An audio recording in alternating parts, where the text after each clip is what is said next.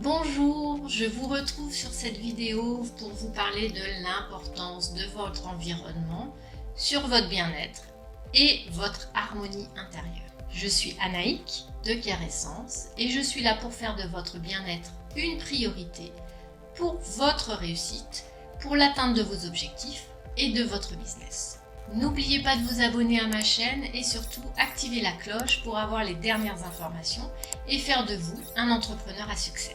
Aujourd'hui, je voudrais que tu te poses une seule question. Est-ce que mon environnement est favorable pour moi, pour mon épanouissement personnel et mon épanouissement professionnel? Mais tu vas me dire, c'est quoi un environnement épanouissant?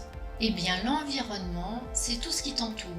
C'est le lieu où tu vas évoluer. L'environnement favorable, c'est un environnement qui va exercer une influence positive sur ton état d'esprit, qui va faciliter tes choix et qui va t'aider à transformer ton mindset en te motivant et puis surtout en t'aidant à passer à l'action et réussir tout ce que tu entreprends. Il y a une phrase que j'aime bien. Un palmier, ça ne pousse pas au beau milieu de l'Antarctique. Prenons la métaphore de la plante. Pour bien pousser, elle a besoin de quoi? Pour qu'elle s'épanouisse, elle a besoin de quoi? Il lui faut de la bonne terre, il lui faut de l'eau, on va dire en quantité suffisante. Selon la plante, il lui faudra beaucoup d'eau, pour une autre, il en faudra peu. Chaque plante est unique. Il faudra du soleil ou de l'ombre, pareil, ça dépend de l'espèce, et surtout, il lui faudra de l'entretien. Et bien pour l'homme, pour l'humain, pour toi, c'est la même chose. L'environnement va avoir une forte influence sur toi, sur qui tu es, sur comment tu agis, comment tu vas prendre des décisions, comment tu construis tes habitudes et donc comment tu vas t'épanouir. La bonne terre, ça va être ton milieu de vie, ton milieu de travail, ton milieu familial, social. L'eau, elle va plutôt correspondre à tes idées créatives, tes sources d'inspiration. Le soleil et l'eau vont aussi correspondre à toutes les reconnaissances que tu reçois et perçois des autres au quotidien. Et puis l'entretien, ça va être tout l'amour, le soutien que tu apportes à ton entourage professionnel, ton entourage personnel va t'apporter, ton entourage familial, social, professionnel. Mais finalement, pas que. L'entretien, il va correspondre également à comment toi tu te perçois, comment est ton estime et ta confiance en toi. Pour résumer, ton environnement, c'est ton foyer, ton lieu de travail, la pièce où tu te trouves, les personnes qui t'entourent. Bon, tu vas me dire, mais comment veux-tu que je puisse agir sur cet environnement? Eh bien oui, tu peux, c'est toi qui décides. Il faut dans un premier temps que tu puisses t'entourer des bonnes personnes. Je vais te donner un exemple tout simple, concret, pour t'aider à comprendre. Je t'ai parlé sur ma précédente vidéo que ma reconversion était liée à un gros burn-out. J'avais un poste à l'hôpital où j'étais responsable d'unité de soins Covid. Poste pas très épanouissant pour moi. J'avais vraiment du mal à me reconnaître. J'étais entourée des gens toxiques. Alors en tout cas, toxiques pour moi. Ils ne le sont peut-être pas pour les autres, c'est vraiment une question d'individualité et là en aucun cas un jugement. Ces personnes n'avaient pas les bonnes énergies pour moi. J'étais épuisée, je puisais trop d'énergie à essayer vraiment de me débattre et de pousser dans cet environnement qui finalement ne me convenait pas. Il faut donc s'entourer de bonnes personnes, positives, aidantes, soutenantes. Et c'est vraiment ce que j'ai retrouvé dans le marketing de réseau et dans mon activité d'indépendant. Et puis aussi dans ma vie personnelle, familiale, je suis entourée des bonnes personnes. J'ai un mari qui va me soutenir, qui va m'aider dans mon activité. Il participe même en mode sous-marin, comme je dis, pour tous les aspects techniques de l'activité. Et puis j'ai une famille aussi qui va me soutenir dans l'activité.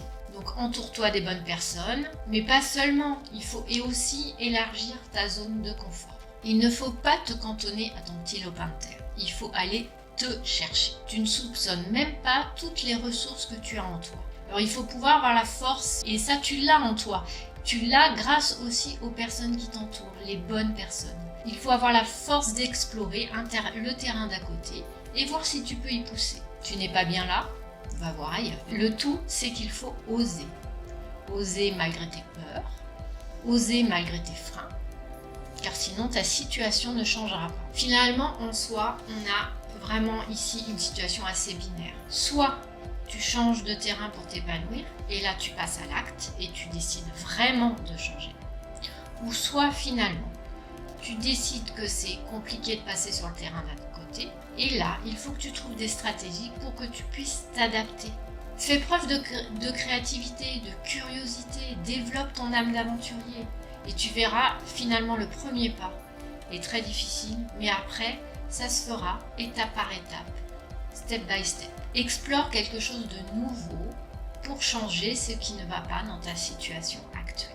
C'est cet accompagnement-là que je propose dans mes séances de coaching. Je t'aide à trouver les actions qui te mèneront vers ton carré de terre épanouissant. Il y a une autre manière pour trouver ton environnement épanouissant, être en harmonie finalement avec toi-même, c'est d'apprendre. Pour atteindre tes objectifs, pour atteindre tes rêves, il ne faut vraiment pas hésiter à faire des formations, à être curieux d'apprendre, à grandir en compétences. Mais tout ça, faut vraiment le faire sans avoir cette peur de l'échec. Nelson Mandela, il a dit une super phrase à ce sujet. Je ne perds jamais. Soit je gagne, soit j'apprends. Et il a raison finalement. Un échec, c'est pas vraiment un échec.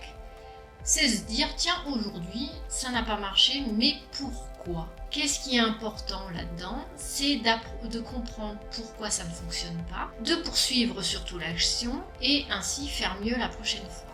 Et c'est l'expérience, la reproduction des actes qui vont faire qu'on va gagner en compétences et en mieux-être.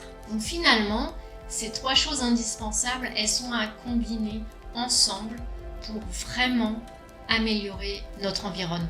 C'est s'entourer des bonnes personnes, c'est élargir sa zone de confort, c'est apprendre. Ça va faire que tu vas te sentir mieux, gagner en confiance, réussir, parce que tu vas t'épanouir dans ce nouvel environnement. Alors finalement, comment savoir si tu es dans le bon ou le mauvais environnement ? Ou si tu dois tout simplement améliorer quelque chose dans l'environnement actuel. On ne peut pas, effectivement, en un claquement de doigts, changer de boulot, de lieu ou autre. Tout ça se construit, se réfléchit petit à petit, étape par étape. Mais comment l'améliorer ? Comment savoir si tu es bien dans tes racines, dans ta tête, dans ton corps ? Eh bien, tu as une seule question à te poser. Est-ce que je suis la meilleure version de moi-même ? Je vais encore te donner mon exemple concret.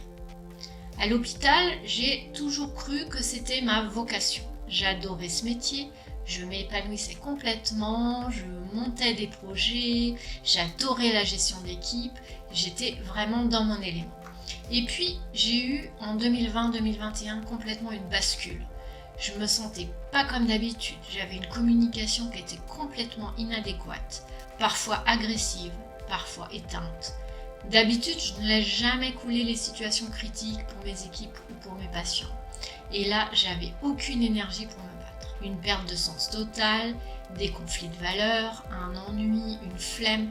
J'arrivais pas à me lever le matin. Bref, je n'étais pas du tout moi, pas le moi habituel. Je me suis posé les bonnes questions et finalement, j'ai décidé d'arrêter cette activité.